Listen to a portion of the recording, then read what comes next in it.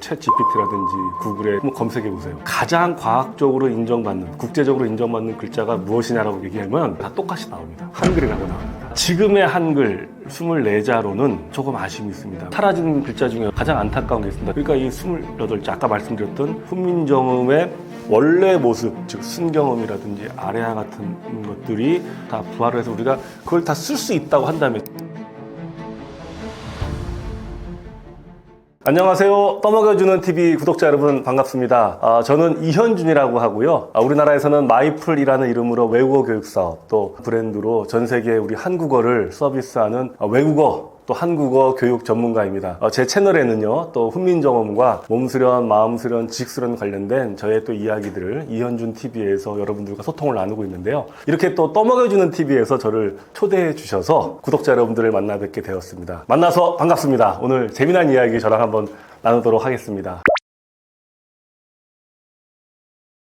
에스놀로그라고 있습니다. 1951년에 발간을 시작해서 매년 세계 언어에 대해서 세계 언어 생태 보고서라고 해서 전 세계 언어를 분석을 해서 내는데요. 이 세계 언어 생태 보고서에 따르면요, 전 세계에 지금 통용되고 사용되는 언어가 무려 7,000개가 넘는다고 합니다. 우리나라 한반도에도 언어가 5개가 보고가 됩니다. 그게 북한 언어, 그리고 우리 남한, 대한민국 언어, 그리고 북한 수어, 청각 장애인들을 위한 언어, 북한 수어하고 남한 수어하고, 그리고 5개가 표기됩니다. 그러니까 사실 우리는 한국어는 하나인데 한반도에만 5개 언어가 등록이 되니까 굉장히 많은 언어가 중복이 되고 또 여러 개 방언도 되기 때문에 많습니다. 7,000개 중에 국어의 지위를, 그러니까 우리 한국어처럼 국어의 지위를 갖고 있는 언어가 570개가 됩니다. 570개.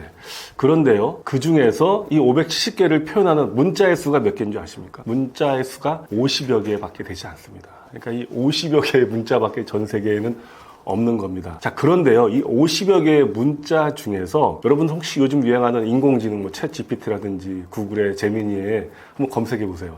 이 50개의 문자 중에서 가장 과학적으로 인정받는, 국제적으로 인정받는 글자가 무엇이냐라고 문자를 얘기하면 양쪽에 다 똑같이 다 뭐라고 나올까요? 한글이라고 나옵니다. 인공지능 똑똑합니다. 네, 그렇습니다.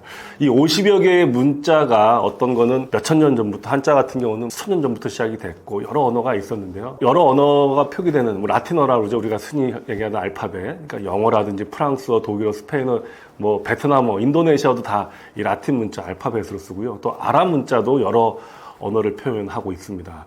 그런 언어들이 있고, 우리 한글은 그 중에서 한국어만 표기하는 유일한 문자인데요. 수십 개의 문자 중에 역사상 가장 마지막에 창제된 유일한 글자입니다. 그런데 이 한글, 즉 훈민정음에는요, 유일하게 창제 목적이 명확히 명시되어 있습니다. 바로 여러분들 잘 아시는 세종, 어제 훈민정음이라 해서 세종대왕께서 직접 글을 남기셨습니다. 여러분들 잘 아시는 나란 말씀이 중국의 나라 문자로 서로 사마띠 아니할세 시작하는, 그래서 어린 백성, 이때 어리석은 백성이 문자로 서로 소통하고 싶어도 제 뜻을 마침내 펼지 못한 사람들이 참 많다. 내가 이를 어여삐 여겨서 내가 새로 20글자를 만드노니 우리 백성들로 하여금 편하게 써서 날로 쓰기를 바랄 뿐이다 라고 명시했습니다. 근데 이게 왜 중요하냐면요, 세계 수많은 문자들 중에 그러니까 지배계층이죠. 지배계층이 백성을 직접 창제했다고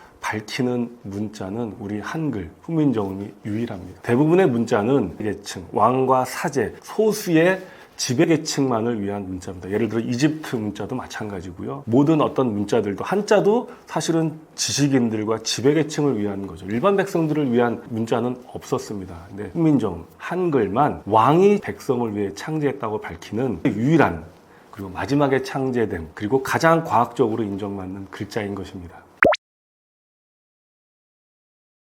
우리가 흔히 막 이렇게 재미삼아서 막 점도 보잖아요. 운명을 점치는 점. 이 점성술. 점성술의 기본 베이스 원리가 뭘까요? 사실은 천문학입니다. 천문학은 우주학이죠. 우리 동양에서는 음양오행이다라고 해서 또 사주 명리학이 있습니다.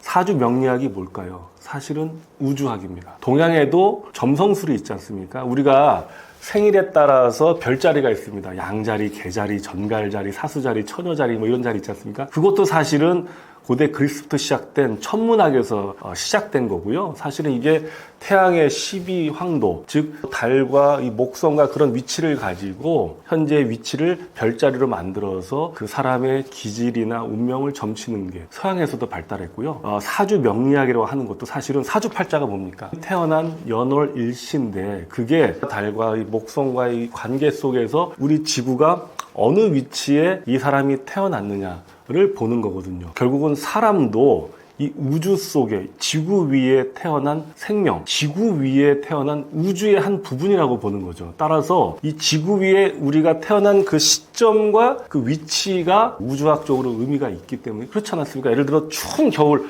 한겨울에 아주 추운 새벽에 태어난 사람이랑 뜨거운 여름에 그것도 그 중에서도 아주 뜨거운 낮에 태어난 사람이랑 반드시 기질과 특성이 다를 수밖에 없지 않겠습니까? 이런 것들을 점점 연구한 게 사실은 우주학 천문학인데요. 자, 말씀을 드렸듯이 다시 이 동양 철학의 기본도 결국은 천문학인데 우리 이 사상, 그러니까 우리나라 사람들 동양의 전통 사상인 결국은 음양, 결국은 이 우주는 음과 양으로 이루어졌고 목화토금수라는 5개의 물질 또는 5개의 우주가 이루어졌다고 봅니다. 목, 나무, 화, 불, 물, 흙, 금, 쇠, 이것이 에너지이자 또 물질이거든요. 근데 이 우주는 이 5개에서 벗어나지 않는다. 그리고 음과 양이 있으면 달이 있고 낮이 있으면 밤이 있고 여자가 있으면 남자가 있고 이런 식으로 5행 5가지 에너지로 이 우주를 분석하는 건데요. 자, 그러면 우리 목소리, 이 세상의 모든 거는 결국 다 우주 안에 속해 있기 때문에 이 우주 안에 속해 있던 모든 동물이든 물질이든 다 이 음양 오행으로 분석이 되는 거죠. 쇠는 쇠고 나무는 나무니까요. 우리가 일주일을 살지 않습니까? 월화수목 금토일, 이게 음양 오행입니다. 일월일 있고요. 목화토금수. 그러니까 우리는 일주일을 살아가면서 늘 음양과 오행의 철학의 동양, 우리의 전통적인 동양 철학에 살고 있는 건데요. 자, 이 사람의 목소리도 결국은 벗어나지 않는 거죠. 당연히 그렇지 않습니까? 결국은 사람의 목소리도 소리고 이 소리라는 것도 결국 우주의 물질을 이루는 것 중에 하나잖아요. 그러면 음양, 소리에도 음소리가 있고 양소리가 있다. 그리고 목소리, 즉 나무 소리가 있고 불소리가 있고 새소리가 있고 그 다음에 물소리가 있고 그 다음에 흙소리가 있다고 본 거죠. 그러면 이 사람의 목소리는 결국은 이 구강기관, 이 목에서 나오는 건데 이 사람의 소리를 내어는 이 모든 이 구고가 입 안에 있는 이 구강 구조가 결국은 목화토금수로 된다는 거죠. 그래서 우리가 할 때 그 크는 어금니 소리가 나거든요. 이 어금니 소리를 그래서 아설순치우 하는데 아가 어금니 소리입니다. 어금니 소리는 어금니가 뿌리를 깊이 박혀 있기 때문에 이 훈민정음에 보면 어금니 소리는 혀 뿌리가 목구멍을 막는 거. 혀가 이렇게 목구멍을 막는 모양으로 되어서 이 모양을 본뜬 것이다라고 명확히 있습니다. 그리고 이 기역에서 소리가 더 거세졌기 때문에 획을 하나 더 그어서 기역에서 키읔이 되었다라고 명시를 하고 있습니다. 또 니은은 느드트 소리 한번 내보십시오. 혀가 입 속에 붙을 수밖에 없습니다. 즉 혀 끝에서 나는 소리죠. 그래서 니은, 디귿, 티귿은 혀소리인데 이게 혀설자 써서 혀소리인데요. 이 혀소리는 불소리랑 같은 거죠. 그래서 이 어금니에서 나는 크는 목소리고 나무, 어금니가 뿌리를 깊이 박고 있기 때문에 나무로 봤고요. 혀소리는 느드트는 혀가 입천장 위에 붙는 모습을 그대로 형상했다라고 명시하면서 불소리로 본 겁니다. 왜? 그 중에 불은 계속 변함없이 움직이지 않습니까? 그러니까 이게 불이라고 본 거예요. 그러니까 혀소리가 우리가 치 소리를 한번 내보세요. 시옷이나 지읒, 이 이빨에서 납니다. 그러니까 이죠, 이 소리입니다. 그래서 이가 치죠. 그래서 아설순치유 할 때 치음이 지읒, 치읒인데요. 그래서 한자의 치자에 이를 형상화한 이 시옷이 바로 그래서 시옷입니다. 거기서 소리가 거세지면서 지읒이 되고 치읒이 된 거죠. 그 다음에 입술 소리가 있습니다. 입술 소리는 자 여러분 비읍 피읍 입술을 움직이지 않으면 안 됩니다. 즉 입술의 소리가 납니다. 입술 소리이기 때문에 순음이라고 하고요.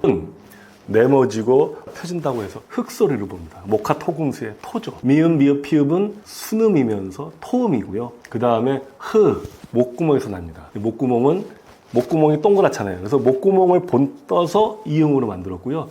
이 이응에 의해서 획이 하나씩 더하면서 여린 히읗, 그 다음에 히읗 하면서 가 된 거죠. 굉장히 과학적이죠. 즉, 이 소리는 전 세계 모든 사람들의 소리가 똑같다고 보는 거죠. 스즈츠, 이게 다 발음 나누는 게 미국 사람이나 프랑스 사람은 시옷, 스즈츠를 이빨에서 나는 게, 이에서 나는 게 아니고 딴 데서 나는 게 아니잖아요. 그쵸? 그러니까 사람이 나는 소리는 결국은 이 구강 구조에서 나오는 건 결국은 음양오행으로 다 되기 때문에 그 사람에 나오는 발성기관의 소리들을 전부 다 분석을 해서 아설순치유, 목화토금수로 만든 겁니다. 그리고 모음도 양모음이 있고 음모음이 있는 거죠. 아, 야, 어여, 오요, 우유일 때 아하고 야는 양성모음입니다. 양성모음이 뭐냐면 양성모음은 가벼운 겁니다. 음성모음은 어두운 거죠. 그래서 우리가 자 찰랑찰랑하고 철렁철렁하고 어떤 느낌이 다르죠. 찰랑찰랑은 가볍고 밝죠. 출렁출렁 무겁습니다. 이 음성모음이죠. 그러니까 정말 이게 신기한 겁니다. 그래서 이 소리도 양소리와 음소리가 있어서 천지인으로 모음을 천지인 삼재, 이게 또 동양 철학의 하늘과 땅과 사람, 이게 우주를 이루는 거지 않습니까? 이 천지인에서 양성모음과 음성모음을 만들어서 아야 어여 오요 오요 의 하늘 아까지 만들어서 11개의 모음을 만들었습니다. 그러니까 28개의 자음과 11개의 모음이 음양오행을 분석해서 사람의 소리를 자연스럽게 분리한 다음에 목화토금수 음양으로 만들어서 모음과 잘 만들어서 이 소리로 세계인들이 말하는 모든 언어를 다 그대로 표현할 수 있게 만든 겁니다. 왜냐하면 사람의 말은 똑같은 거니까. 그래서 대단한 글자라는 거죠. 여러분들께 훈민정음 해례본, 이게 영인본입니다. 그러니까 1943년에 안동에서 발견된, 그래서 간송 전영필 선생님이 어렵게 구하신 기와집 11채 값으로 거금을 들여서 지켜내신 현재 지금 국내에 유일하게 보관되어 있는 훈민정음 해례본인데요. 이 해례본에 보면은 맨 마지막에 집현전 대제학이었고 세종대왕께서 가장 아꼈던 당대 최고의 정인지 쓴 서문이 나옵니다. 맨 마지막에 나오는데요. 정말로 명문장입니다. 이 훈민정음이 어떻게 만들어졌으며 어떤 원리로 만들어졌는지 쭉 설명하는데요. 저는 이 훈민정음 서문을, 이 정인지의 서문을 정말 여러 번 읽었는데요. 이 서문을 요약해서 정말 한 줄만 얘기하라면 어떤 구절을 가장 중요한 구절로 꼽을 거냐고 저한테 묻는다면 저는 주저하지 않고 이렇게 말합니다. 뭐라고 나오냐면요. 지혜로운 사람이면 아침 나절이면 배울 수 있고 어리석은 사람도 열흘이면 배울 수 있다라는 구절이 나오면서요. 뭐라고 또 나오냐면 어디를 가도 통하지 않는 곳이 없어서 바람소리, 학소리, 개짖는 소리 다 표현해 쓸 수 있다라고 표현하는 문장이 마지막에 나옵니다. 저는 이 문장이, 이 정인지가 쓴 이 문장이 저는 이 훈민정음의 특징을 가장 잘 표현하는 거라고 생각합니다. 여러분들도 한번 정말 이 정인지의 서문을 한번 다 읽어보기를 바랍니다. 여러분, 우리가 한글을 정말 대여섯 살 때 떼서 평생 너무나 잘 알고 있지만 이 훈민정음, 정인지가 쓴 서문에 대해서 잘 아는 사람들이 많지 않거든요. 근데 뭐라고 나오냐면 이치를 따른 거다. 이게 억지로 옛사람들의 것을 해서 나온 것이 아니라 자연의 이치를 제대로 그냥 그대로 만든 거다. 세종대왕이 정말 대단한 거죠. 음양오행의 자연의 이치를 통달해서 사람의 소리를 분석해서 글자를 그 모양을 본떠서 구강구조 본떠서 만들어낸 거죠. 어디를 가더라도 통하지 않는 곳이 없다라고 씁니다. 자, 사용하기에 모든 갖췄다는 얘기 뭡니까? 이게 우리나라 말만이 아니라 전 세계 어느 언어를 표현하기에 다 갖췄다 뜻이에요. 무슨 얘기냐면 영국 사람, 프랑스 사람, 뭐 이태리 사람, 베트남 사람, 일본 사람, 중국 사람, 몽골 사람, 인도 사람, 그 어느 나라 사람들이 이걸 쓰더라도 다 갖췄다. 즉 발음을 다 표기할 수 있다. 이 표기고요. 그래서 어디를 가더라도 통하지 않는 곳이 없다. 이게 조선 팔도를 얘기하는 게 아니에요. 이 훈민정음을 들고 가면 왜? 사람은 똑같으니까. 결국 우주 속에 지구 속에 사람은 똑같으니까요. 인종이 다르다고 말이 다르고 이상한 데서 말을 하는 게 아니지 않습니까? 귀에서 말이 나오는 게 아니잖아요. 그 구절입니다. 그러니까 이 훈민정음 하나로 전 세계 언어, 전 세계 사람들의 말을 다 할 수 있다라고 자신 있게 얘기하는 거라고 저는 생각합니다. 그것이야말로 이게 사실은 말씀드렸듯이 수많은 문자 중에 인류의 역사상 가장 마지막에 탄생한 문자면서 가장 과학적으로 만든 글자 아니겠습니까? 이 원리대로 따지면 전 세계 사용하는 사람들의 모든 언어 표현할 수 있으니까 말 그대로 세계 정복이지요. 아까도 말씀을 드렸듯이 이 정인지 서문에 의하면 사용하기에 모든 것을 다 갖추었고 어디를 가더라도 통하지 않는 것이 없다라고 아주 자신 있게 선포를 하였는데요. 지금의 한글 24자로는 아쉬움이 있습니다. 왜냐하면 아래 아가 일단 빠졌습니다. 이 아래 아는 훈민정음 해례본에는요 음가가 정확히 설명되어 있습니다. 그래서 어떻게 발음을 하고 어떻게 소리 나는지까지 다 설명이 되어 있어요. 이 해례본에. 대단한 겁니다. 이 해례본이 없었으면 정말 큰일 날 뻔했습니다. 건설음은 뭐라고 표현되어 있냐면 혀가 오므라져 소리가 깊은 소리라고 표현합니다. 혀가 오므라져 혀를 깊게 이게 중국에서 건설음입니다. 이 산스 할 때 이 발음이 어리라기보다는 혀를 그걸 건설음이라고 하거든요. 건설음이 뭐냐면 혀를 말았다는 뜻이에요. 근데 중국에도 건설음이 있어요. 그러니까 그 아래아를 표시하는데 그걸 지금 현재 우리는 쓰고 있죠. 왜? 말에는 없어졌기 때문에 안 쓰고 있죠. 그 다음에 이제 여린 히읗이 없어졌습니다. 그러니까 옛 이응과 꼭지 이응이라고도 합니다. 그냥 이응이 있는데 이게 이제 사실은 하나가 된 거죠. 사실은 옛 이응과 이응은 우리가 하나 썼기 때문에 이제 옛 이응이 하나가 없어진 건데 이건 뭐 큰 차이가 없습니다. 어차피 이응 하나는 이응 모음이니까. 근데 반치음이 사라졌습니다. 반치음 뭐냐면 따지면 Z 발음에 가깝습니다. 그러니까 지읒하고의 중간 발음이기 때문에 시옷에다 위에다 하지 않고 아래다 해서 세모처럼 된 거예요. 가 된 겁니다. 이게 이제 영어로 Z 발음이죠. 그러니까 우리가 J와 구분할 수 있거든요. J면 그냥 지읒인데 Z 발음이면 지 우리가 이렇게 할 수 있는 건데 그게 사라져서 좀 아쉽고요. 그 다음에 이제 사라진 여린 히읗입니다. 여린 히읗.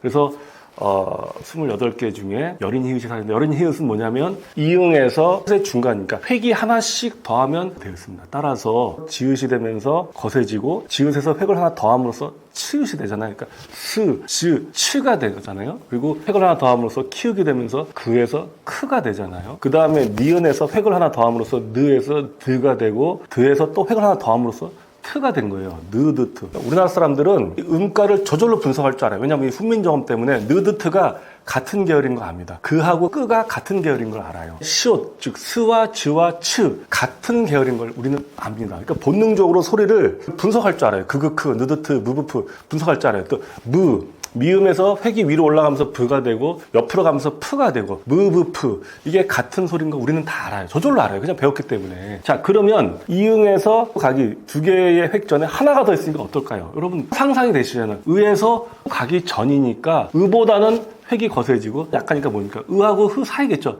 이거겠죠. 이사우리가 이 네 개가 사라졌는데 자, 이 훈민정음은요. 조선왕조 실록에 들어있는 실록본에도 그렇고 훈민정음 해례본에도 뭐라 나와 있냐면 28자로서 전환하는 것이 무궁하다라고 표현을 합니다. 정인지 이렇게 썼습니다. 그러니까 28자밖에 안 되지만 여러분 한자가 얼마 됩니까? 수천 자. 다 뜻이 다르고 발음이 다른데 근데 우리는 오로지 28자로 모든 언어를 표현할 수 있는데 그러기 위해서는 전환하는 게 무궁한 겁니다. 그러니까 복자음.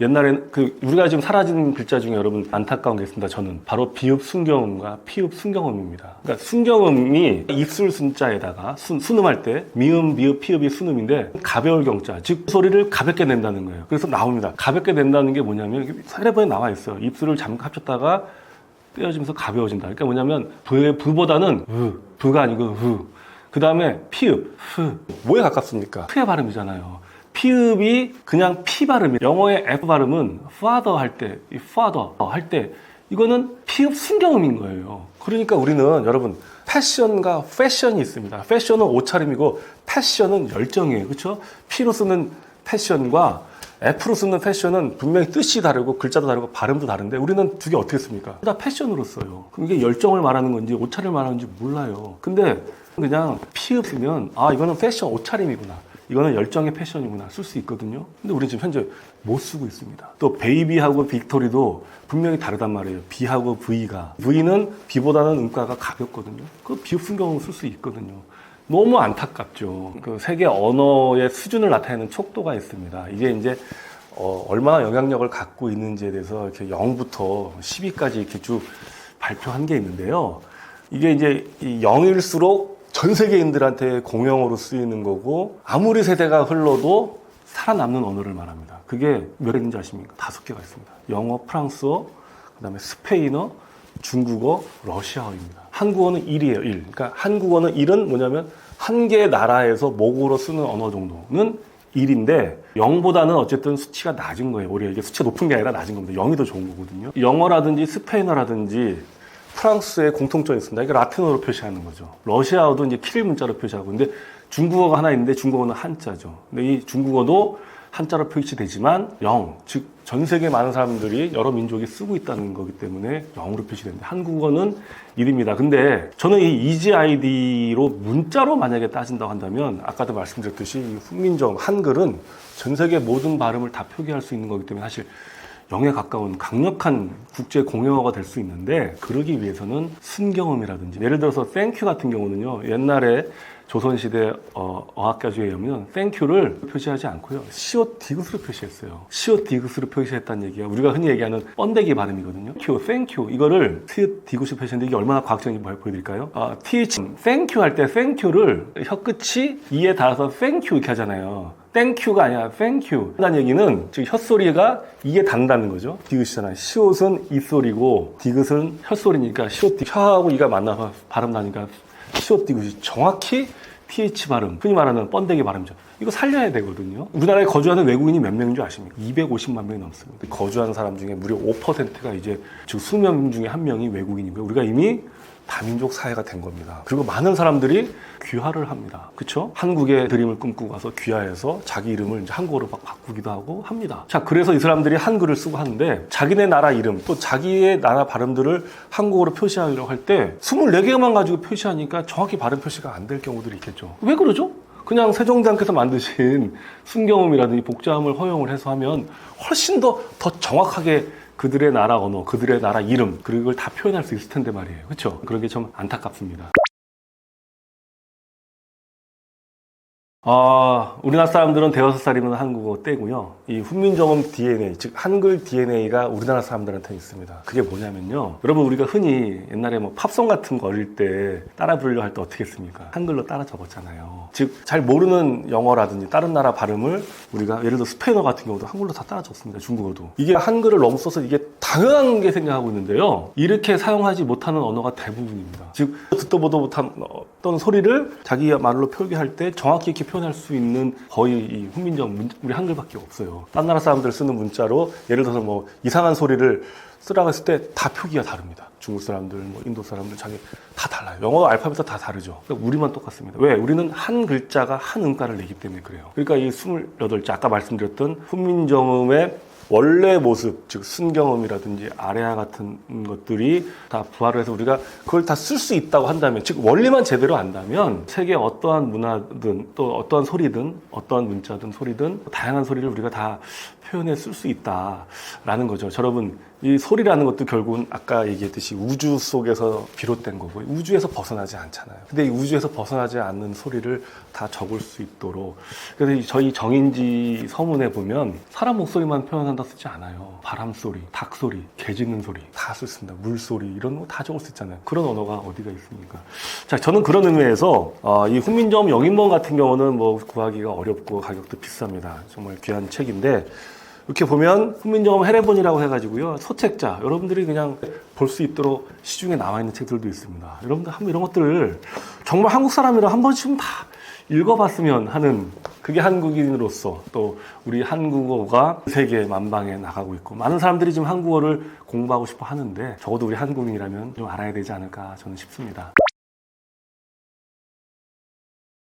자, 조선시대는 여러분도 아시겠지만 우리가 중국을 대국으로 섬기면서 이 소중화 사상에 빠져서 한자 그리고 중국을 사대하던 안타까운 역사를 지냈던 거 여러분들도 아십니다. 사실 그게 참 조선을 만국으로 만들 어떻게 보면 우리 민족의 가장 아픈 역사라고 생각합니다. 그래서 오로지 한자. 그래서 훈민정음 창제할 때 집현전 부제학 최만리가 반대 상소문을 올리지 않습니까? 아니 우리가 중국을 섬겨야 되는데 이 오랑캐 글을 만들면 어떡합니까? 이거는 정치적으로도 유익함이 없고 학문적으로도 유익함이 없습니다라고 세종대왕한테 반대 상소문을 올리지 않습니까? 즉 아니 우리가 중국을 섬기고 우리가 소중화 사상으로 중국을 하대해서 한자로 해야 되는데 모든 지식과 정보가 다 한자로 되고 역사가 한자로 되어 있는데 우리 중국을 한자를 쓰지 않고 이 훈민정음 언문을 만든다는 거는 이 오랑캐 글이나 다름없는 건데 우리가 스스로 왜 오랑캐가 되려고 합니까? 이건 중국의 심기를 건드리는 거니까 정치적으로 이거 큰일 나는 일이고 학문적으로도 언문을 쓰다 보면 이제 애들이 한자 배우지 않으면 우리 어떡합니까? 이렇게 최만리가 상소를 할 정도로 우리는 한자 문화권이었고 수천 년 동안 우리가 한자만이 유일한 문자이자 또 한자로 이루어진 모든 것을 우리가 정보와 지식의 보고로 삼았었습니다.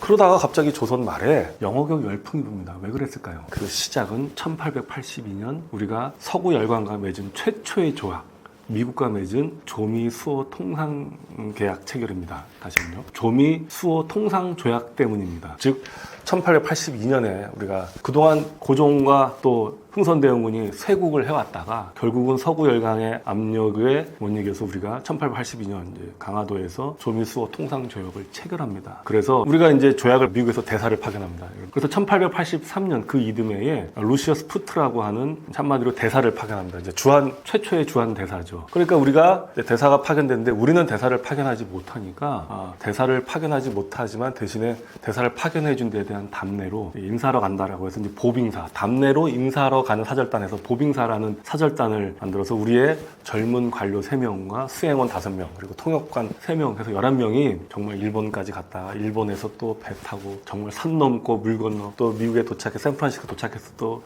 미국 대륙 횡단 열차를 타고 출발한 지 거의 3개월 만에 워싱턴에 도착하는 정말 조선 역사상 최초로 미국의 젊은 똑똑한 관료들이 미국을 갔다 오는 사절단으로 미국을 갔다 옵니다. 그리고 미국의 또 배려로 유럽 순방까지 마치고 돌아옵니다. 거의 한 9개월 만에 돌아오거든요. 미국의 근대시설, 우체국, 전신기구, 철도 정말 깜짝 놀라. 서구 열강에 우리는 오로지 중국, 청나라 이들만이 세계 최고라 생각하고 세계 중심인 줄 알았는데 더 넓은 세상이 있고 더 발전된 세상이 있고 더 부강한 세력이 있다는 걸 알게 된 거죠. 얼마나 충격을 받았겠습니까? 그래서 이때부터 영어 교육을 시작하게 됩니다. 이제 일단 고종이 1883년부터 영어 교육 동문관이라고 설립을 하고요. 3년 후에 유경공원, 현재 지금 국립시립미술관인데 유경공원을 설립을 해서 영어 교육을 시작을 합니다. 그래서 이제 양반과 일반 백성들이 영어 교육에 열풍이 불게 됩니다. 그때 이제 동문관에서 고종이 만들고 또 유경공원에서 이제 영어를 가르치는데요. 이때 원어민 선생들이 영어를 가르치는데 이때 이제 이 교의 영문 영어라고 해가지고요. 쉽게 얘기해서 우리를 따지면 이제 이머전시 교육, 그러니까 영어 몰입 교육을 합니다. 영어로 쓰고 말하고 영어로만 하는 걸 하는데 이때부터 우리나라에는 이제 영어 교육 열풍이 막 불기 시작하는데요. 당시 배제학당의 교장이었던 아펜젤러가 조선인들의 영어 교육열이 굉장히 높다. 조선인들에게 당신이 왜 영어 공부를 하려고 하냐 그러면 출세하기 위해서다라고 한결같이 대답한다라고 기록에 남겼습니다. 예전에는 우리가 출세하려면 뭘 해야 됐습니까? 당연히 한자를 외워서 노노맹자, 사서삼경 달달달 외워가지고 과거 시험 보는 게 출세의 지름길인데 이제는 영어를 하는 게 훨씬 더 돈도 많이 벌고 성공하고 출세하는 지름길로 여겨졌기 때문에 그때부터 지금 140년이 넘는 지금까지 한국은 지금 영어 열풍이 아직도 이어지고 있는 거죠. 자, 유경공원에서 영어 교육을 하는데요. 1880년. 그때 미국의 교사를 초빙하는데 그때 젊은 아주 좋은 대학을 나온 이제 호머 헐버트 그리고 달젤 조지 길머 같은 영어 선생들이 이제 옵니다. 당시 다 좋은 당시에 아이비그 대학 같은 좋은 대학을 나온 수재들인데요. 그때 선생이었던 조지 길머죠. 그때 선생이었던 조지 길머는 이렇게 기록을 남깁니다. 조선 학생들의 영어 습득 능력이 굉장히 빠르다. 이들은 한자를 배움으로써 비상한 기억력을 갖추고 있는데 그러다 보니 비상한 기억력에다가 영어를 금방금방 습득해서 자연과학, 수학 등도 금방 배운다. 즉 조선 사람들이 굉장히 똑똑했다라고 기록에 남기고 있습니다. 서양인 중에 최초로 한글 교과서를 펴내신 호모 헐버트 박사님도 조선인들이 중국인이나 일본인보다 영어 습득 능력이 훨씬 뛰어났다라고 기록하고 있습니다. 그러니까 우리나라 사람들이 일본 사람이나 중국 사람보다 굉장히 비상하게 영어를 더 잘했다고 하는데요. 또 하나 기록이 있습니다. 에른스트 폰 헤세 바르텍이라고 하는 오스트리아 출신의 미국인 여행가 겸 작가가 있습니다. 이 사람은 전 세계를 여행을 하면서요. 29권의 책을 내고 700편의 논고를 쓰신 대단하신 분입니다. 이 사람이 1894년 여름에 조선을 방문해서 조선 여행을 또 합니다. 그래서 부산 그리고 또 인천 제물포 그리고 또 서울 등을 오가면서 여행을 해가지고 이 사람이 또 책을 냅니다. 고요한 아침의 나라라는 책을 내는데요. 이 책에는요 현재 이 조선은 더럽고 가난하고 지저분하지만 이 조선인들의 내면에는 아주 훌륭한 본성이 들어있다. 그래서 진정성 있는 좋은 정부가 들어선다면 이들은 짧은 시간 내에 세상을 깜짝 놀랄 일을 만들어낼 것이다라고 예언을 합니다. 이 예언이 어떻게 됐습니까? 이루어졌잖아요. 그러니까 이게 정말 지저분하고 가난한 1890년대 정말로 낙후된, 정말로 그런 조선말 그 낙후된 조선을 여행하면서 그럼에도 불구하고 이 조선 사람들, 우리 국민들 마음속에 들어있던 굉장히 다이아몬드 같은 아름다운 본성이, 열정과 똑똑함과 영민함과 선한 본성이 있는 걸 발견한 것 같습니다. 그래서 굉장히 극찬의 예언이라고 생각하는데요. 이분이 뭐라 그러냐면 조선 사람들의 영어 실력이 매우 우수하다. 이분은 전 세계를 다녀서 일본 사람들, 중국 사람들도 다 아는데 그 중에서 동양인 중에는 조선 사람들의 영어 실력이 가장 훌륭하다. 이들은 L과 R 발음도 정확히 구분한다라고 썼습니다. 사람들의 당시 우리나라 사람들의 영어 실력은 굉장히 우수했다고 할 수 있죠. 그 조선시대에 크게 또 유행했던 영어 교재 중에 이 아학편이라고 있습니다. 이 아학편은 원래 정약용이 한자 학습을 간편하게 하기 위해, 더 잘하기 위해서 하셨는데, 정약용 선생이 강진에 유배가 있는 중에 아학편이라고 해가지고 이천자, 천자, 천자식에서 대꾸가 되는 글자를 만들어서 아학편이라고 해서 만듭니다. 이게 당시 한자 교재는 조선시대 대대로 천자문을 썼거든요. 근데 천자문은 이게 5세기에 만들어진 아주, 그러니까 조선시대로부터도 이미 1000년이나 더 오래된 글자입니다. 근데 이 천자문은 여러분도 많이 들어봤겠지만 사실 한자 교육으로는 별로 좋지 않은 교재라고 합니다. 왜냐하면 거의 4분의 1이 쓰지 않는, 당시로서도 벌써 쓰지 않는 한자니까 지금 같으면 더 안 쓰는 글자죠. 그런데 그래서 1527년에 중종 22년에 이제 최세진이 당시 역관이었는데 훈몽자회라고 해서 3360자가 적혀있는 어린아이들을 위한 한자 학습서를 만듭니다. 이때 이 훈몽자회에서 기역, 니은, 디귿, 리을 등의 우리가 쓰는 한글의 자모 이름이 나오는 거죠. 그러니까 이제 그래서 이제 기역, 니은이 나오게 된 건데, 이 3360자의 이제 훈민정음으로 음을 다 단 건데, 정약용 선생이 다시 그 중에서 2000자를 그러니까 이제 추상적인 거와 구체적인 걸로 해서 아주 구체적인 현상이나 물질 같은 걸로 앞에 천자를 대꾸가 되게 만들고, 또 철학적인 거, 형이상학적인 거를 또 천자를 추려서 대꾸가 되게 천자에서 2000자로 만든 게 이제 아학편입니다. 그 아학편에 조선시대의 국어학자이자 또 의학자에 또 여러분들 잘 아시는 종두법을 만드신 지석영 선생께서 전용기라고 하는, 당시 전용기가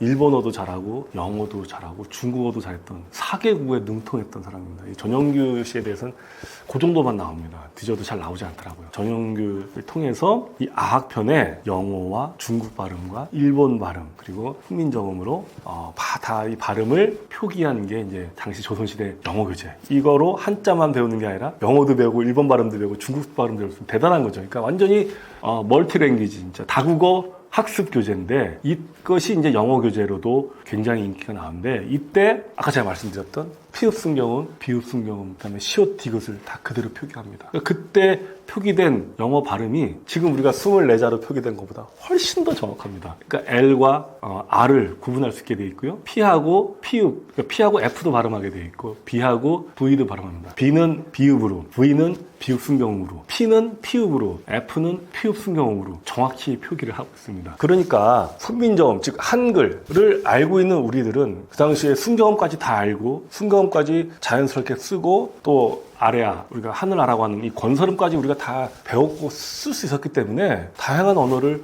그대로 표현할 수 있었기 때문에 우리가 훈민정음 DNA, 즉 한글 DNA를 제대로 갖췄기 때문에 영어 교육을, 영어 발음을 훨씬 더 잘할 수밖에 없었죠. 왜냐하면 한자로 영어 발음 표기할 수 없지 않습니까? 일본어 이 50음도 히라가나 가지고는 발음 표시가 안 되잖아요. 택시가 타쿠시라고 하는데 빌딩이 비루딩구라고 하는데 뭐가 되겠어요? 그러니까 우리나라만 영어 발음을 거의 원어민 발음 그대로 표현할 수 있으니까 영어 발음이 훨씬 더 좋았죠. 1920년에 보성고등학교 학생들이 들고 일어납니다. 일본 영어 선생 발음이 너무 후져서 도저히 수업 못 듣겠다고 고등학교 학생들이 시위를 들고 일어난 사건이 있었습니다. 그 정도로 일본 사람들 발음이 안 좋았던 거죠. 그러니까 우리 발음이 좋은 거는 훈민정음의 역할도 굉장히 크다고 생각을 합니다.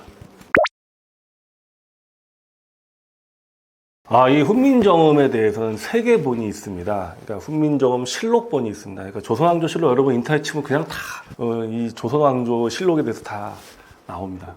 조선왕조 실록에 보면 1443년에 이제 처음으로 훈민정음에 대해서 간단하게 나옵니다. 이게 세종대왕께서 직접 글자를 28자를 들어서 글자는 단순하고 요약하지만은 전하하는 것이 무궁하니 이것을 훈민정음이라 일렀다라고 딱 끝납니다. 그리고 3년 동안 조용해요. 그러다가 1446년 9월에 다시 이제 이 훈민정음 기사가 나옵니다. 9월 29일 날 나오는데요. 이달에 훈민정음이 완성됐다. 즉 뭐냐면 훈민정음 해례본이 완성됐다는 겁니다. 9월 상순에 완성됐다고 맨 마지막에 나옵니다. 그러니까 이때 9월 상순을 양력으로 변환을 해서 우리가 10월 9일을 훈민정음으로 이 해례본이 반포된 날로 해서 한글날로 기념하고 있거든요. 자, 그래서 조선왕조 실록에는 뭐가 나와 있냐면 훈민정음에 세종대왕이 쓰신 훈민정음의 세종대왕의 어제가 나오고요. 그 다음에 예의편, 간단하게 기역부터 모음까지의 발음의 초성 원리를 간단히 나온 게 나옵니다. 예의편. 그 다음에 정인지 서문이 나옵니다. 뭐가 빠져 있냐면 제자해라고 해서 글자를 어떻게 만들었고 초성은 어떤 원리고 중성은 어떤 원리고 종성은 어떤 원리고 그래서 이걸 어떻게 합자 즉 어떻게 글자를 조합을 하고 그래서 이걸 용자 어떻게 단어를 만드는지 123개의 단어를 가지고 직접 만들어서 이제 씁니다. 용자래라고 합니다. 그게 실록에는 빠져 있었어요. 그러니까 실록에는 세종대왕이 나란말씀이 중국에 달아 이렇게 내가 이 문자를 만든다. 그 다음에 이제 정인지가 이 음양오행의 원리대로 이제 만들었다는 이것만 있고 가장 중요한 이 제자의 부분이 그만큼 빠져 있습니다. 그러니까는 어떤 원리로 무엇을 본떠서 만들었는지에 대해서는 맺지 않았어요. 그러려면 세종대왕께서 발간을 해서 당시에 발간을 해서 배포한 이 해례본이 있어야 되는데 이게 연산군 이후로 한글이 연산군이 이제 박해를 하면서 언문에 대한 박해를 하면서 양반들이 스스로 이거를 불태우고 없애고 시가 마릅니다. 이거를 찾지를 못해요. 근데 간송 전영필 선생님이 여러분도 잘 아시지만 거금을 주고 이게 일본에 팔려 나갈 뻔한 거를 겨우겨우 구해냅니다. 이게 지금 전 세계에 유일하게 남아있는 이게 안 그랬으면 일본에 팔릴 뻔했어요. 뭐 훼손될 수도 있죠. 그래서 이게 유일하게 남아있습니다. 이 제자해가 있었기 때문에 즉 이 훈민정음의 제자해 즉 어떻게 만들어진지에 대해서 이 훈민정음 해례본의 이 원본을 발견을 해서 이게 기역은 이 어금니 소리가 목구멍을 막는 이 모양에서 나온 거고 니은은 혀가 입천장에 닿는 모습에서 만든 거고 이응은 목구멍 소리를 본따서 동그랗게 된 거고 시옷 지읒 치읒의 치음은 결국은 이에 나오는 그 이를 형상화해서 만든 거고 미음 비읍 피읍은 수를 모양을 뜬 거구나. 따라서 이게 잘 모르는 사람들이 이게 무슨 몽골의 파스파 문자를 베꼈다. 왜냐면 파스파 문자가 비슷하게 생겼으니까 베낀 거 아니야? 전혀 달라요. 파스파 문자의 음과 소리와 이걸 과학적이지 않아요. 우리는 이게 구조대로 모카토금수로 정확히 분류가 되는데 몽골의 파스타는 그렇지 않거든요. 알지도 못하고 그렇게 모양만 비슷하니까 파스타 베꼈다고 얘기해요. 파스타 문자에 대해서 연구도 안 해놓고서 정말 옛날에 이게 뭐 창살을 보고 베꼈다 이렇게 가르치는 사람들도 있었어요. 그거하고 상관이 없는 거예요. 이게 제자의 즉 해례본이 발견이 됨으로써 얼마나 과학적으로 만들었는지에서 알 수 있기 때문에 그게 없었으면 얼마나 많은 사람들이 한글에 이거를 또 폄훼하고 특히 이거 식이 많은 일본 사람들, 일본 학자들이나 중국 학자들이 이걸 얼마나 정말 폄하했을까요? 이게 보면 옛 전자를 모방하고라고 돼 있거든요. 세종대왕께서. 전자가 뭐냐면요. 우리가 한자체를 보면 전서체가 있고 전예해행초라고 있습니다. 전서체가 있고 예서체가 있고 전서체가 뭐냐면 옛날 한자를 말하는 거예요. 우리가 옛날에 도장 팔 때 한자가 각져 있잖아요. 그게 전서체를 의미하는 거예요. 그래서 그 다음에 이제 해서체, 행서체, 해서체가 이제 정자고 행서체가 조금 흘린 거고 초서체가 뭡니까? 초서체는 막 흘린 거잖아요. 갈긴 거, 휘갈긴 거. 그러니까 전서는 각진 글자예요. 그러니까 전서를 모방해서 그러니까 각진 옛날 글자체를 모방해서 기역, 니은, 디귿, 리을, 미음 이렇게 만들었다는 뜻이지 옛 글자를 무슨 뭐 본땄다 뜻이 아니거든요. 이거 잘 몰라요, 사람들이. 이 해례본의 발견은 한글의 의미와 또 창제의 진정한 원리를 밝혀졌기 때문에 매우 중요한 겁니다. 사실 그래서 이 훈민정음 해례본의 발견에 대해서는 정말 알아야 됩니다. 자, 이 해례본에는요, 세종께서 만드신, 세종대왕께서 직접 남기신 글이 있습니다. 이 해례본은 참 재밌는 게요. 세종대왕이 쓰신 글은 크게 써서 한 줄에 11자가 들어갑니다. 그리고 맨 윗부터 시작합니다. 그리고 신하가 쓴, 정인지가 쓴 글은 내려서 쓰고요. 그 다음에 나머지 본문 글자는 한 줄에 13자가 들어갑니다. 그리고 세종대왕이 쓰신 글은 정자로 쓰고요. 그 다음에 신하들이 쓴 글은 행서체라고 해요. 약간 흘림체로 썼습니다. 그래서 중요한 이제 세종대왕께서 쓰신 서문이 있고요. 그 다음에 기역부터 이제 발음이 어떻게 나는지에 대한 예의편이 나옵니다. 여기까지가 이제 해례본의 서문 예의편이고요. 그 다음에 이제 제자해가 중요합니다. 제자해가 어떻게 글자를 만들어졌는지 이제 쭉 설명합니다. 정말 소름 돋게 굉장히 이 동양철학 음양오행으로 하나하나 글자를 어떻게 과학적으로 만드는지 이렇게 전 세계 문자 중에 이렇게 과학적으로 설명한 문자가 없습니다. 그러니까 세계 언어학자들이 감탄을 하는 겁니다. 어떻게 글자를 만들었는지에 대한 원리, 그 다음에 초성, 중성, 종성, 즉 이것은 또 어떻게 사용하는지, 그리고 이것은 어떻게 즉 글자를 만드는지, 그리고 맨 마지막에 용자라고 해서 직접 그렇게 해서 만든 걸로 어떻게 단어들을 만드는지 123개의 단어, 감부터 시작해서 골짝이죠, 쿵 해가지고 비육, 비랑이, 두텁, 두꺼비부터 비암, 뱀, 밥 쭉 해서 이 여러 단어들을 쭉 이렇게 단어를 정확히 표시합니다. 그래서 옛 조선의 단어들도 우리가 알 수 있고요. 정말 재밌습니다. 그리고 마지막에 정인지의 서문 장식을 합니다. 근데 이 정인지 서문의 맨 마지막 구절이 뭐라고 나오냐면요. 지혜로운 사람이면 아침나절이면 배울 수 있고 어리석은 사람도 열흘이면 배울 수 있다. 그리고 사용하기에 모든 것이 갖춰져 있고 어디를 가도 통하지 않는 곳이 없다. 학 울음소리, 개 짖는 소리, 닭 울음소리 다 쓸 수 있다 라고 하면서 뭐라고 하냐면 천지에 오래전부터 동방의 나라가 있은 지가 오래되었다. 하지만 모든 이치를 깨달아 밝히게 된 것은 바로 이 오늘을 기다린 것이다 라고 합니다. 이게 맨 마지막 문장이에요. 동방의 나라, 우리 수많은 나라들이 나라 동방에 있었지만 세상 만물의 이치, 즉 이 우주의 모든 이치를 깨달아서 밝히 만들어낸 것은 훈민정음의 탄생 때문에 만들어진 것이다. 정인지가 밝힙니다. 정말로 대단한 선언이 아닐 수 없다 생각합니다. 이렇게 해서 훈민정음 해례본이 이루어져 있습니다.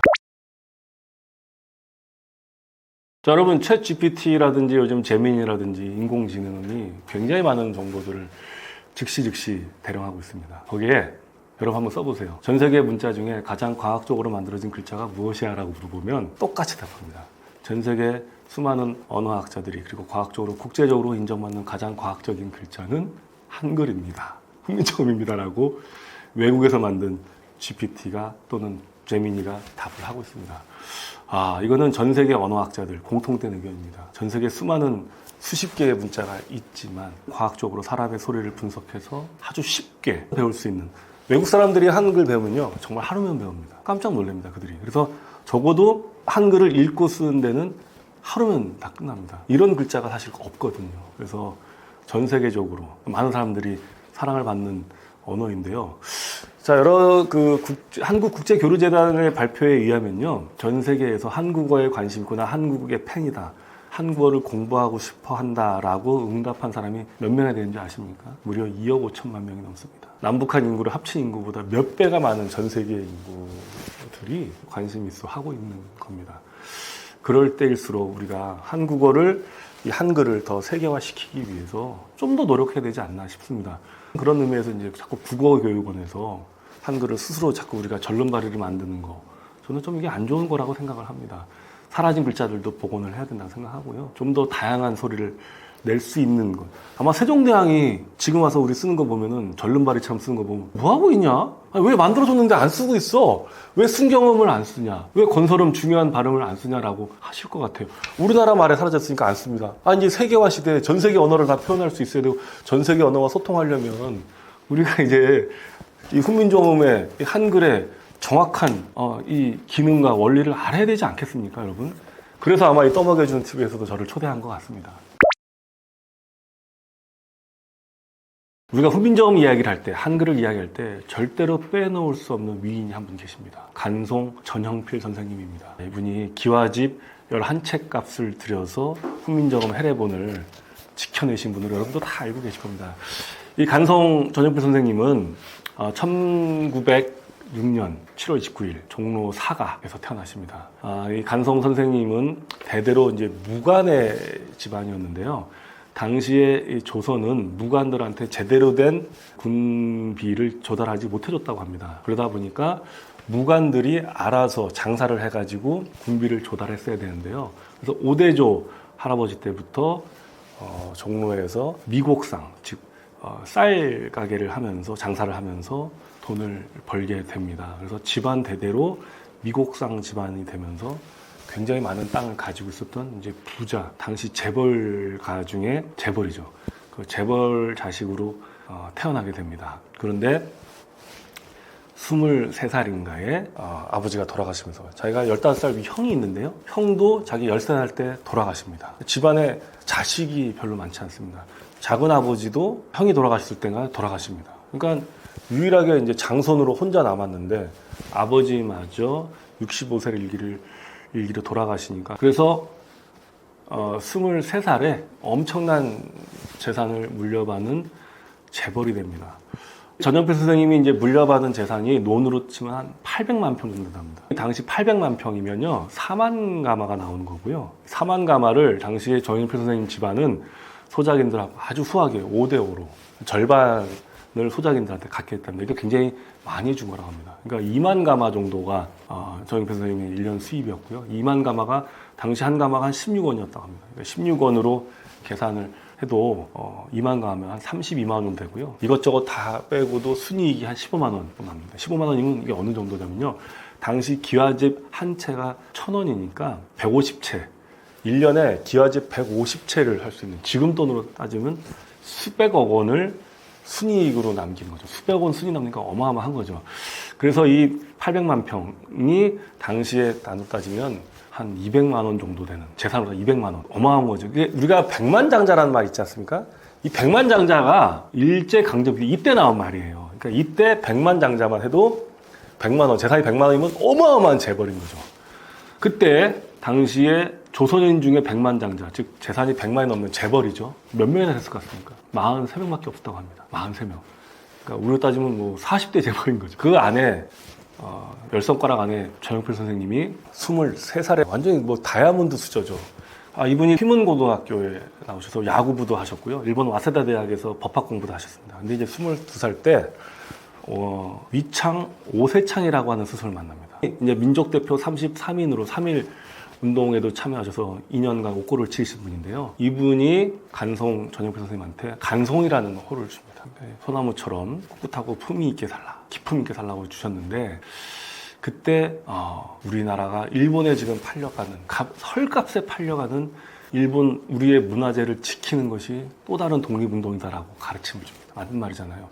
나라가 망했습니다. 여러분 집안이 망하면 어떻게 됩니까? 집안이 망하면 먹고 살기 위해서 대대로 물려오던 보물을 가보를 헐값에 내다 팔아야 되잖아요. 안 그러면 생계가 안 되니까. 자, 우리 나라가 망했습니다. 일제강점기 때 어떻게 되겠습니까? 수많은 우리의 문화재들이 헐값에 일본에 팔려나갈 때입니다. 그러니 그거를 지켜내고 한번 팔려나가면 이제 끝난 거니까 우리의 소중한 문화재를 지키는 것이 반드시 우리나라는 반드시 일제로부터 독립을 할 것이다. 근데 그때 우리의 문화재를 지켜내는 것도 일종의 독립운동이다라고 합니다. 정말 맞는 말이죠. 그래서 간송 조현필 선생님이 사재를 털어서 수많은 문화재들을 지켜내십니다. 이게 어느 정도였냐면요. 이게 이제 보면 양반집 같은 경우도 이제 막 나라가 망하고 되니까 대대로 물려오던 그런 갑오 같은 거를 뗄감이 없어서 뗄감으로 쓰기도 했다. 귀한 서책이나 화채. 그래서 어느 날은 보면 이제 이 거강꾼들이 한마디로 이제 장사꾼이 이렇게 어느 집에 가서 묵고 있는데 노비가 뭘 떼더랍니다. 근데 첫눈에 봐도 이거는 예산 물건이 아닌데 이걸 이제 뗄감으로 떼려고 하는 거예요. 그래서 이게 뭐냐? 그랬더니 이거 지금 떼려고 한다. 이건 딱 봐도 이건 뗄감으로 쓸 게 아닌데 뗄감으로 떼려고 하길래 나 그거 나한테 달라. 그랬더니 나 어차피 이거 그러면 뗄감으로 쓰려고 할 테니까 그럼 뗄감 값이나 주셔 해가지고 뗄감 값을 주고서 그걸 샀다 온다. 이게 20원인가 주고 이 예산 물건이 아니야. 근데 이런 거를 일본 사람한테 파면 일본 사람들은 어쨌든 딱 제값만 주고 정확히 제값만 주거나 아니면 깎아서 살려고 하는데 소문을 들은 거예요. 야, 아주 후하게 귀한 거면은 몇 배를 주는 사람이 있어. 그 누구야? 간송 전영필이라는 사람인데 호구야, 호구. 부잣집 자식으로 태어나서 세상 물정을 몰라. 네가 부르는 값에 몇 배를 더 줄 거야. 그래가지고 간송 전용필을 찾아갑니다. 그래서 얘는 이제 20원 주고 땔감 값을 샀잖아요. 그래서 속으로 생각한 게 100원이었던 거예요. 100원. 자기는 100원만 받아도 5배를 남기는 건데 간송 전용 선생님이 딱 보시고 값을 1,500원 쳐줍니다. 기아제 한 채 값. 말도 안 되는 거죠. 깜짝 놀랍니다. 그게 뭔지 아십니까? 그게 유명한 조선의 대표적인 화가 겸재정선이 그린 해학전신첩이라고 하는 화첩입니다. 그게 지금 국보로 지정되어 있습니다. 그러니까 간송 전엽 선생님은 호굴에서 봉이어서 이렇게 제가 치를 줄 몰라서 그런 게 아니라 자기도 조선 사람인데 제값 주고 깎아서 살려고 그러면 좋은 게 자기한테 오겠습니까? 일본으로 가지. 자기가 몇 배를 더 친다고 해야지 진짜 소중한 게 자기한테 온다는 걸 알았던 거예요. 그게 자기는 독립이라는 걸 알았던 거죠. 그렇게 해서 간송 전용필 선생님께서 지켜내신 보물 중에 지금 국보가 12개가 있고요. 보물이 8개가 있고 서울시 지정문화재가 또 4개가 됩니다. 여러분, 그 중에서 국보가 뭔지 아십니까? 바로 훈민정음 해례본입니다. 간송 전용필 선생님은 이 해례본을 반드시 찾아야 된다라고 몇 년을 사람들한테 수소문을 했다고 합니다. 도무지 나오지가 않는 거예요. 계속 소문을 낸 겁니다. 해례본을 찾는다. 그러니까 1943년에 정말 우여곡절 끝에 일본 학자가 찾아서 일본 사람한테 팔려갈 뻔한 거를 찾아냅니다. 그때 보통 서책은, 오래된 책은 아무리 비싸봐야 100원을 넘기지 않는 게 당시의 시세라고 합니다. 100원. 후민정음 해례본을 갖고 있는 소장이 자기는 1,000원을 받으려고 했습니다. 1,000원. 얼마를 주신 거니까? 10,000원을 줍니다. 기아제 10채값. 그리고 중간에 거간꾼한테 또 1,000원을 줍니다. 그러니까 11,000원. 11채 값인 거죠. 1,000원이면 100원이 보통 고서에 제대로 된 값인데 그거 10배인 1,000원만 받으려고 했는데 10,000원을 예상 가격보다 100배를 더 받은 거죠. 그렇게 해서 지켜낸 게 바로 훈민정음 해례본이고 이게 현재 지금 유일하게 남아있는 겁니다. 그래서 이 간송 전용필 선생님이 아니었으면 우리는 이 해례본을 지켜내지 못했을 겁니다. 6.25 때도 이걸 들고 다니면서 그렇게 지켜내셨습니다. 지금 간송 박물관에, 간송 미술관에 이게 보관이 되어 있습니다. 정말 대단하신 분이십니다. 근데 하나 또 얘기할 게 있어요. 이 간송 전용필 선생님의 이 위인전에 보면 나오는데요. 이 집안 대대로 가훈처럼 지켜오는 가훈이 있었다고 합니다. 그게 뭐냐면요. 구대조 할아버지가 병자호란을 겪었는데요. 그때 오랑캐들 아시겠지만 이제 병자호란이 그 청나라가 쳐들어온 거지 않습니까? 정말 국토를 유린하고 수많은 사람들 잡아가고 구대조 할아버지가 병자호란에 이제 강원도 홍천의 산으로 피난을 갑니다. 여러분 병자호란 때 얼마나 정말 난리였겠습니까? 가족들과 함께 홍천의 산에서 피난을 해서 이제 먹을 걸 구하러 다니는데 어느 동굴에 쌀 5마리를 발견했다. 쌀 5마리. 어마어마한 양이죠. 근데 그거를 손을 대지 않고 나왔다고 합니다. 그게 구대조 할아버지의 가르침이랍니다. 그러면서 뭐라고 그러냐면 이거는 조상이 복을 주기 전에 하는 시험이다. 그 시험을 통과해야지 조상이 복을 주고 거기서 작은 욕심에 탐심으로 그 시험을 통과하지 못하면 복을 누리지 못한다. 그때 내 거가 아니기 때문에 전쟁통에 그런 게 어디 있습니까? 가족들이 지금 당장 먹고 살아야 되는데 근데도 동굴에 있었던 5마리를 손을 대지 않고 양심을 지킨 거죠. 그렇게 선하게 살아야 된다. 그래야지 조상의 시험을 통과하는 거다라고 가르쳤다고 합니다. 그 가르침을 대대로 살면서 부자로 살았지만 소작인들에게는 절반을 주고 후하게 주고 그런 선한 마음이 대대로 있었기 때문에 대한민국의 국보인 훈민정음을 지켜낼 수 있는 주인공이 되지 않았나 저는 그렇게 생각을 합니다. 저는 그 구절을 읽으면서 우리에게도 늘 우리의 양심에 우리에게 조상의 시험이 얼마나 늘 있지 않을까라는 생각을 하면서 돌아보게 되었습니다. 여러분, 우리가 한글, 훈민정음을 이야기할 때 또 꼭 기억해야 될 분이 있는데 우리가 잘 모르는 분이 있습니다. 그분이 바로 호머 헐버트라는 미국인 선생님이시자 박사이자 또 한국의 역사가이자 한국의 국어학자 또 저술가로 활동하신 분입니다.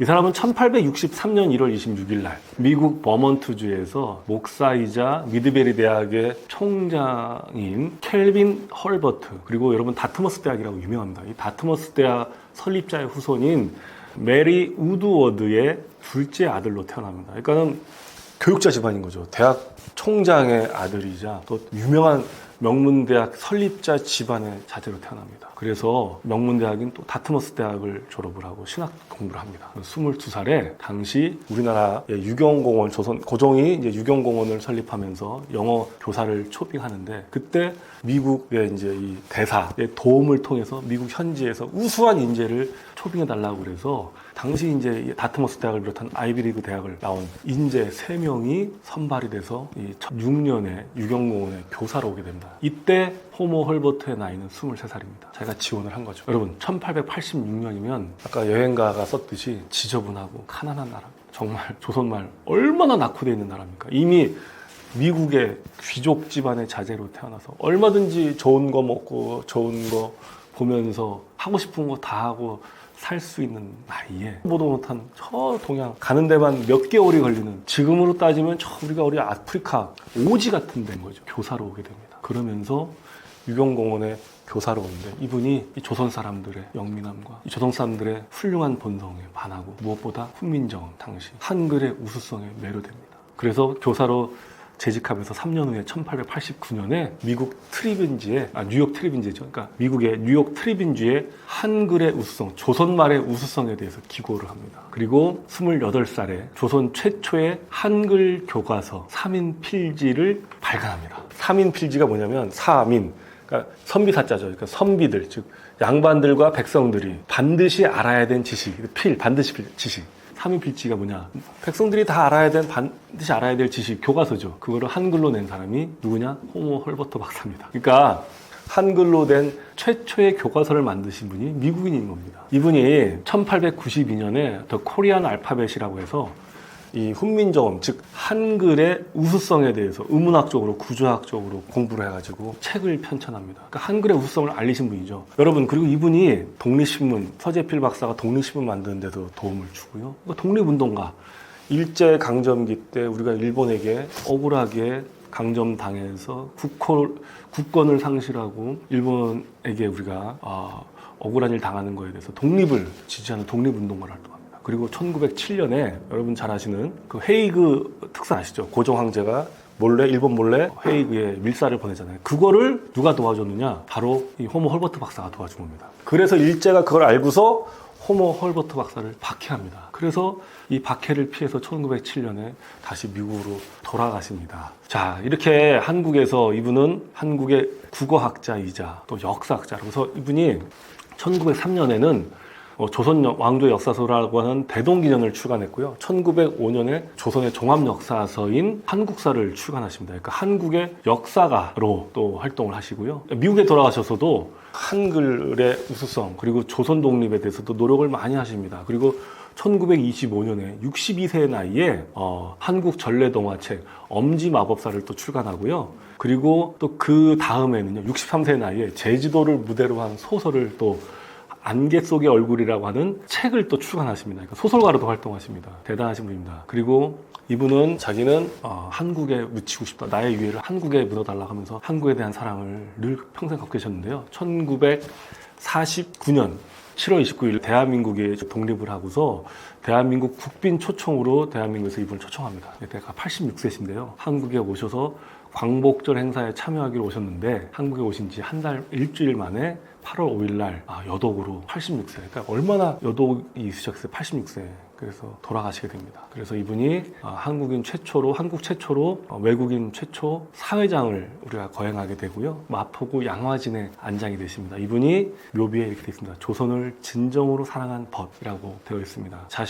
미국이라는 그 귀족으로 태어나서 얼마든지 미국에서 좋은 거 먹고 좋은 거 보면서 누리고 살 수 있을 그분이 23살에 저 낙후단 지독하게 가난하고 더군다나 일본에 강제 병합된 그런 나라에 오셔서 이분이 쓴 책에 보면 이분이 이제 여행 가면서 이 말 위에서의 여행이라고 해가지고 책도 냈거든요. 그것도 읽어봤는데요. 정말 낙후돼서 정말 가는 곳마다 냄새 나고 가는 곳마다 매주가 있고 불결하고 그런 속에서 조선을 사랑해서 여행하는 이야기들을 또 여행기로 또 내기도 하셨습니다. 그 책을 읽어보면 우리보다 우리 말과 우리 글을 자부심을 갖고 우리 백성을 사랑하는 이렇게 외국인이 있었구나, 미국인이 있었구나라는 걸 알게 됩니다. 호모 헐버트에 대한 것도 여러분들이 꼭 이번 기회에 한번 기억을 해주셨으면 합니다. 저는 23년째 외국어 교육 사업을 하면서 남보다 더 많이 영어나 한국어에 대한 관심을 갖게 되었습니다. 그래서 전공자가 아니지만 영어 공부도 열심히 하고 또 한국어에 대해서도 공부를 열심히 했습니다. 마이플이라는 이름으로 국내 유일한 외국어 통합 구독 서비스를 하고 있고요. 또 가나다라는 이름으로 우리 한국어를 전 세계에 서비스하면서 한국어를 가르치는 일을 하려고 합니다. 여러분, 한국어가 되게 인기가 많은데요. 전 세계 한국어 시장을 장악하고 있는 게 미국 기업들입니다. 참으로 안타까운 일이 아닐 수 없습니다. 저희는 이제 막 시작한 회사입니다. 많은 사람들의 격려 그리고 많은 사람들의 응원이 필요합니다. 여러분들의 응원 부탁드리고요. 또 제 채널에도 오셔서 여러분들 응원해 주시면 감사하겠습니다. 감사합니다.